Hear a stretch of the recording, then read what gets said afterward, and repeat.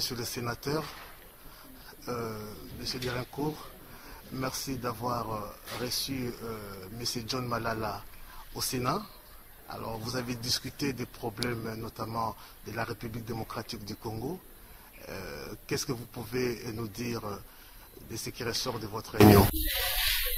D'abord, pour moi, c'est un moment extrêmement positif de pouvoir faire la connaissance du professeur Malala, dont j'avais entendu parler, mais je n'avais pas eu encore l'occasion de pouvoir échanger avec lui. Et deuxièmement, de pouvoir parler d'un grand pays comme la République démocratique du Congo.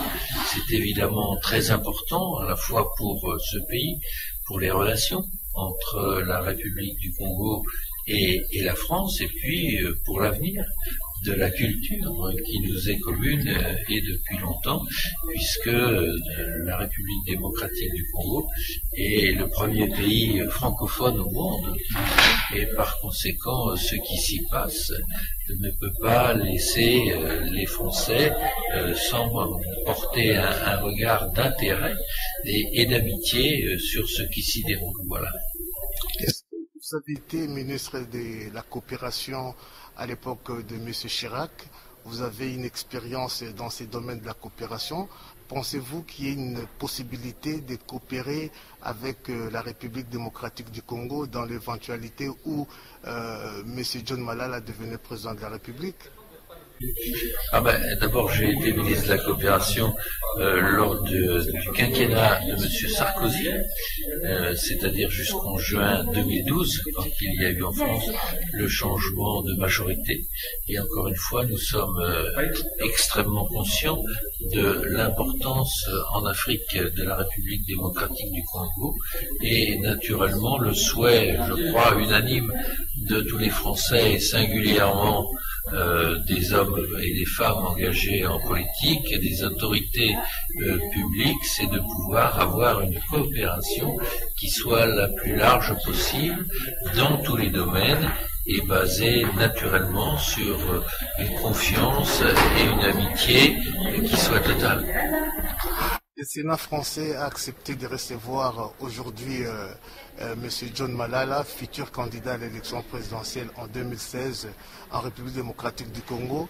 Qu'est-ce que vous pouvez lui conseiller aujourd'hui? Je ne me permettrai pas de donner des conseils à quelqu'un qui souhaite solliciter la confiance des électrices et des électeurs. La seule chose que je puis dire, c'est qu'effectivement, la crédibilité, et singulièrement d'un grand pays comme la République démocratique du Congo, réside en partie sur le respect et un fonctionnement harmonieux de ses institutions. Et donc, si j'avais, encore une fois, un propos à tenir, ce serait sans doute celui-là, et qu'il faut toujours se caler dans le fonctionnement des institutions telles qu'elles ont été élaborées pour le fonctionnement du pays, parce que c'est ce qui en fait la force et la crédibilité, et c'est exactement de cette façon-là que la France, qui est quand même un pays qui a connu des sauts, des soubresauts, qui s'emporte facilement, et bien ce qui nous permet de résister par rapport à parfois ces turbulences, c'est la solidité des institutions qui ont été mises en place dans notre pays par le général de Gaulle. Donc il y a eu des personnalités tout à fait éminentes qui disent qu'il ne faut toucher à la Constitution qu'avec une main tremblante. Merci beaucoup, Monsieur le ministre. Monsieur John Malala, vous venez de sortir de cet entretien avec le ministre sénateur Derincourt. Qu'est-ce que vous pouvez nous dire de ce que vous avez partagé, échangé avec lui? Bon, comme le ministre et sénateur Derincourt vous a dit, c'est très important parce que la RDC reste le plus grand pays francophone au monde. Nous partageons une culture importante dans ce qui concerne la langue française, mais aussi nous pensons que cette démarche que nous faisons de parler avec la France ou avec des hommes politiques français, c'est une démarche normale. Il n'y a pas quelque chose de mystique, comme on peut le dire, parce que c'est une démarche que les hommes politiques attendent de ceux qui veulent aspirer à diriger des grands pays comme le Congo. Et j'ai dit que j'ai profité de la sagesse du ministre sénateur Derencourt pour savoir qu'il est très important de respecter les institutions et c'est de cette façon seulement que les États seront forts. Merci beaucoup.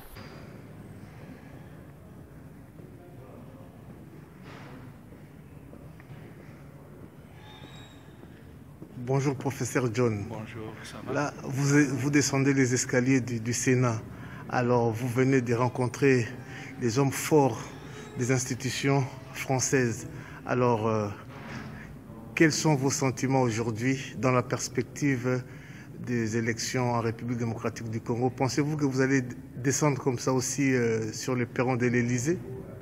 Bon, évidemment, nous laissons toutes choses entre les mains de Dieu et nous croyons que le Congo, il y a toujours de l'espoir.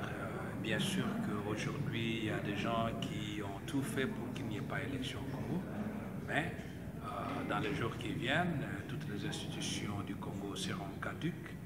Et après cela, il y aura toujours des élections. Oui, j'espère, j'ai l'espérance que lorsque le peuple congolais nous fera confiance, nous serons en mesure d'en faire autant, non seulement en France, mais partout ailleurs. Merci beaucoup. Je vous en prie.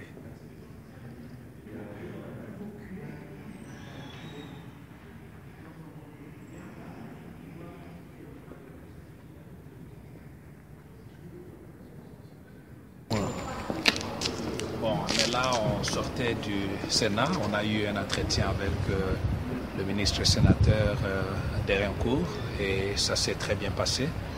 Je pense que c'est le début de très bonnes relations entre nous et le Sénat français.